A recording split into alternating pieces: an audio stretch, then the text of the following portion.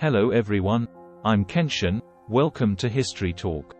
Today's history chat is about the root cause of Japan's economic bubble, the Plaza Accord. Please take a moment to subscribe, like, comment, share, and don't forget to turn on the notification bell, thank you. In 2022, the U.S. Federal Reserve, Fed, chose to hike interest rates significantly and repeatedly in order to curb the rapidly increasing domestic inflation. This move made the strong dollar almost the most valuable currency worldwide. The Japanese yen plummeted to 150 to 1, showing just how powerful the Fed's rate hike was. When Brian Deese, White House economic advisor, attended the Economic Club of Washington on September 27, 2022, he was asked if it was possible to reach a global agreement to adjust currency values, like in 1985. His response was, "I don't anticipate that we will go there." In other words, he doesn't believe there will be a new version of the 1985 Plaza Accord among the major economies to prevent the strong appreciation of the US dollar. Some of you may remember the Plaza Accord. It led to Japan's flamboyance in the 1980s and the subsequent economic bubble which resulted in the lost 20 years. While there's increasing discussion recently about Japan quickly coming out of the lost 20 years, I won't delve into that here. Instead, I'd like to talk about what the Plaza Accord is and what it entails. Today, let's reacquaint ourselves with this major event in economic history, which should be covered in history textbooks. First, we have to go back to 1977, when Michael Blumenthal, the Secretary of the Treasury during the Carter administration, verbally intervened in the foreign exchange market due to the trade surpluses of Japan and former West Germany. He hoped to stimulate U.S. exports and reduce the U.S. trade deficit by devaluing the dollar. However, the effect was enormous. As soon as he finished speaking, many investors started selling the dollar like crazy, leading to a sharp devaluation of the dollar against the currencies of major industrialized countries. For example, at the beginning of that year, the exchange rate of the dollar to the yen was $1 to 290 yen. But by the fall of 1978, it had dropped to a low of 170 yen, a drop of 41.38%. This steep fall caused the US government to attempt to pull back the dollar, so President Carter initiated a Save the Dollar plan to support the dollar's value. Next, between 1979 and 1980, something significant happened. The second oil crisis occurred, which led to a skyrocketing of energy prices in the US, and consumer price index followed suit, leading to severe inflation. Inflation even exceeded 2 digits, doesn't it seem familiar to 2022? Even putting money in the bank became a mistake. If you put money in the bank at the beginning of 1980, the actual return rate by the end of the year would have been 12.4%. In other words, if you deposited $10,000, you would only have $8,760 by the end of the year. In the summer of 1979, Paul A. Volcker became the chair of the U.S. Federal Reserve. To combat serious inflation, he chose to raise the official interest rate 3 times to implement a tight monetary policy. The result was the official and market interest rates both in the U.S. reaching up to 2 digits, and 20% respectively. The short-term real interest rate, i.e., the actual return rate after deducting inflation, rose from a near zero level from 1954 to 1978 to 3 to 5% between 1980 and 1984. Doesn't it seem similar to today, repeating history once again? These high interest rates once again attracted a large amount of foreign capital, leading to a surge in the dollar. From the end of 1979 to the end of 1984, the dollar exchange rate increased almost 60%. The dollar's exchange rate against major industrialized countries exceeded the highest level before the collapse of the Bretton Woods system. This significant appreciation led to an expansion of the trade deficit. That is to say, in the early 1980s, the U.S. economy faced 2 major dilemmas. The fiscal deficit black hole kept expanding, and the trade deficit became increasingly severe.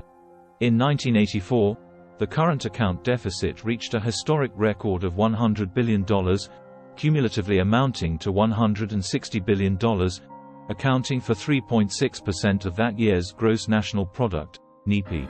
These two situations continuously eroded the financial system. Initially, the aim was to attract international capital to develop the economy by raising domestic basic interest rates. However, the massive influx of foreign capital caused the dollar to continue to appreciate, reducing export competitiveness and exacerbating the foreign trade deficit crisis.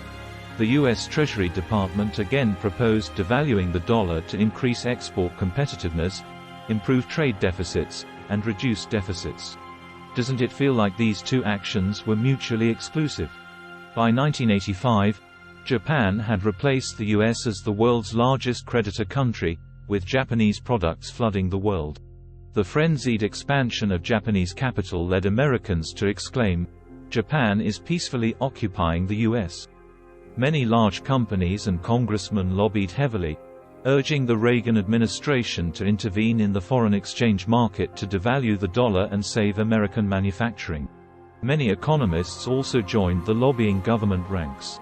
On September 22, 1985, the U.S. brought together the finance ministers and central bank governors of Japan, West Germany, France, and the United Kingdom, then known as the G5, for a meeting at the Plaza Hotel in New York.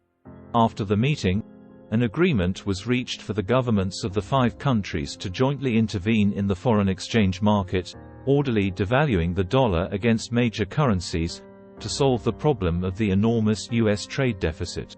At the meeting, Noboru Takeshita, the Japanese finance minister at that time, expressed a willingness to assist the U.S. in intervening to lower the dollar exchange rate, even stating that a 20% devaluation is okay. Because the agreement was signed at the Plaza Hotel, it was called the Plaza Accord.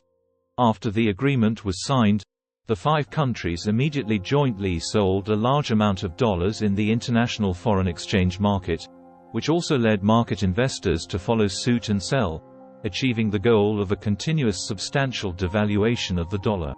The best example is in September 1985, when the US dollar against the yen fluctuated around $1 to 250 yen.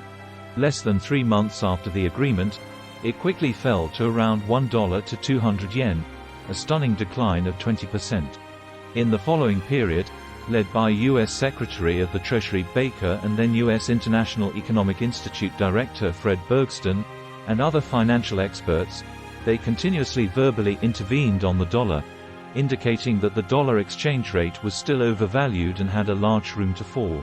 Under this operation, the US dollar fell sharply against the yen in less than 3 years.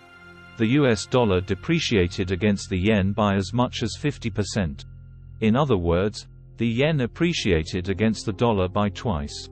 But what were the consequences? Beginning in 1986, the Japanese government significantly lowered the base interest rate. In the 10 years after the agreement was signed, the value of the yen increased by more than 5% annually on average, giving international capital the impression that investing in the Japanese stock market and real estate market was a guaranteed profitable business. In nearly 5 years after the agreement, Japanese stock prices grew by an exaggerated rate of 30% annually, and land prices by 15% annually, while the nominal GDP in Japan only grew by around 5% during the same period. It was clear to anyone that something was off, as the bubble economy began distancing itself from the real economy. The result was that even though Japan's per capita GNP exceeded that of the US, high housing prices made home ownership a distant dream for Japanese citizens. In 1987, the G5 countries met at the Louvre in France to review the abnormal devaluation of the dollar under the Plaza Accord, and its impact on the international economic environment, as well as the practice of adjusting exchange rates to reduce the US trade deficit. The results were unexpected. During this period, US export trade did not grow, and the US realized that the crux of the problem lay in the huge fiscal deficit. Therefore, the Louvre Agreement asked the US to stop forcing the yen and the mark to appreciate, and to save the US economy through domestic economic policies like reducing government budgets. In other words, the appreciation of the yen and the mark had no help to the weak US economy. But what has to come will come, and the debts that need to be paid still have to be paid. In 1989, the Japanese government implemented a contractionary monetary policy, puncturing the economy bubble and leading to a short-term fall in share and land prices by 50%. Many banks had a large number of bad debts that could not be recovered. After the crash in 1991, Japan's economy fell into the largest recession after World War II, and there were no signs of recovery for more than a decade, which we know as the lost 20 years. Some experts believe that the Plaza Accord is the main culprit for Japan's prolonged economic depression. However, others believe that the substantial appreciation of the yen provided an opportunity for Japanese companies to expand on a large scale globally and promoted the adjustment of Japan's industrial structure, which is beneficial for economic development. Regardless, the Plaza Accord in 1985 is definitely an important juncture in Japan's economy, allowing us to understand that attempts to manipulate tend to backfire, and the price to pay will be extremely heavy. Returning to the present, although many people discuss how Japan seems to be economically recovering, the highly aging population and decline in birth rates, as well as the depreciation of the yen, all make life increasingly difficult for the average Japanese.